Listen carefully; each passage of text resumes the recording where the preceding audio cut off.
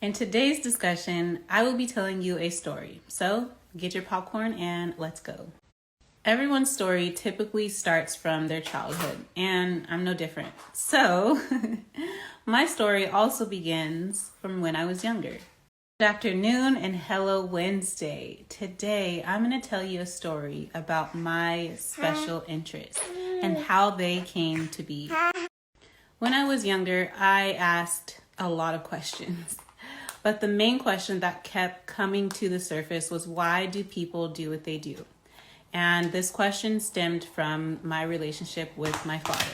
And throughout my life, there were big chunks of time where my father was absent. And the story behind that is very complex, but I always wondered why he did what he did. And I knew as a child that he loved me because I could feel it through our bond, but there were also times that he did hurt my feelings, and I always wondered why.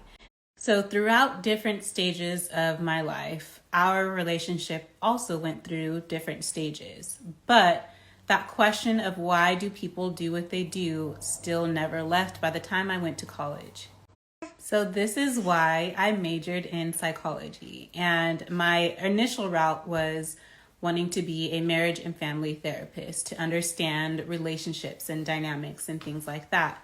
However, I dabbled a little bit into understanding behaviors, and I thought that this was going to be the final answer to my question, learning why people do what they do.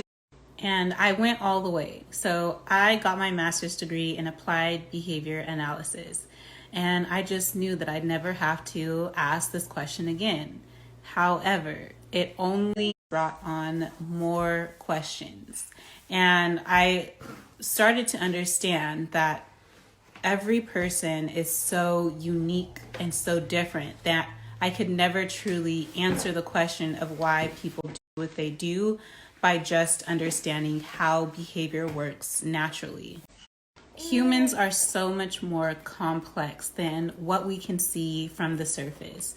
The way that we develop, the way that we evolve, our differences, but yet we're so similar. It makes me ask so many more questions than just why people do what they do, because our ability to adapt and change based off of our environment is so crucial in understanding why people do what they do.